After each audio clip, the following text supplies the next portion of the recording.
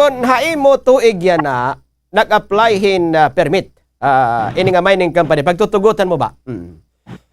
Kung yan ang tuig. Oh, haimo panahon. What do you mean? What do you mean? Waray pa kontrakhan an una nga panahon. Oh, waray kontrakan una, waray pantokan nanay Mayor Liria, tapos baga sinulod na imo yan nga tuig. Ano ito baga tindog ko ni Mayor?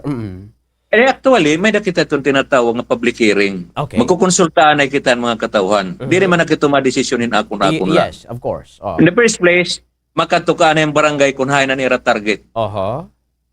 Ikaduha, makatukaan mga tao kaya nagkakamiada kita ni public hearing. Correct. Ano, naruyag kamo ni pag-mining, naruyag kamo ni so and so. Kung ano, ang kinahanglan nun dida nga para ini matugutan.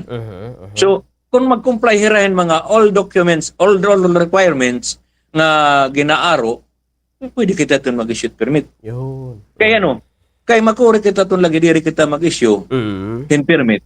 Kay may kita balaod niya susunod. Kinahanglan business friendly kita. Correct. But when it comes ito niya negosyo. Niyan, kung siya rin hira, kung hayan na, nga kuhan, damo itong proseso nga ginagian. Kaya kung ako, remember, itong municipal mayor, last ito niya napirma.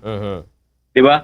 O saan ay magpirma itong municipal mayor, maagi ito na hasang guni ang bayan member. Magkakamayada kita dito, committee and chairman ito na kanan mining, ira ito na magkakamayada yung public hearing. Kung anong proseso nga susundon. Unless kasi nga maghimon business permit, last niya mapirma, ako.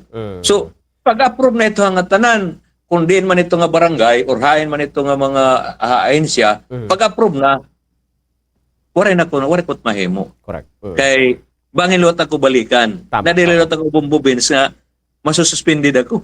Kay, daan pa na burubanto, gagin, suspended na ko. Inin, hanuna nga mga, pagbagyo pa, suspended ako. Marang ka man inin usahay, inin kontrapartido, inin bisalaan, tiging butang nga lanira dito sa social media.